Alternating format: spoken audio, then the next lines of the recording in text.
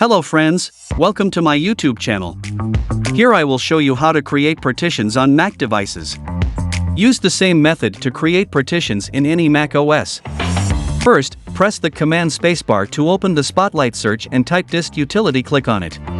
After going to the disk utility, select the SSD and click on the partition option.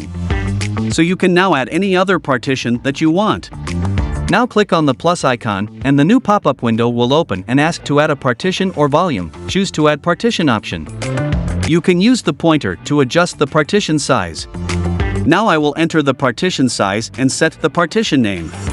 There are different formats available to select. Here select the format as APFS. If you don't want to create a partition, then click on the Revert button.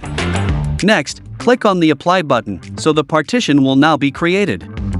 Here, resizing the startup volume will cause the computer to stop responding. Click Continue.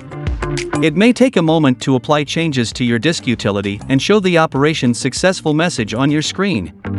Finally, tap on the Done button. Here, you can see the partition space is around 100 gigabytes. Here, you will see that your new partition has been added.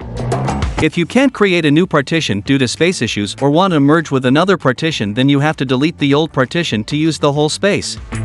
See how to delete the partition. First, go to the disk utility. Here the free size is 74 gigabytes. Select the partition that you want to delete and click on the partition option.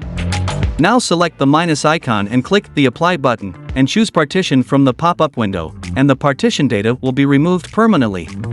The deleted partition of 100 gigabytes will again be added to SSD 174 gigabytes free size as you see on screen. That's it. Thanks for watching. Please subscribe to our channel to catch more tips and tricks videos for macOS.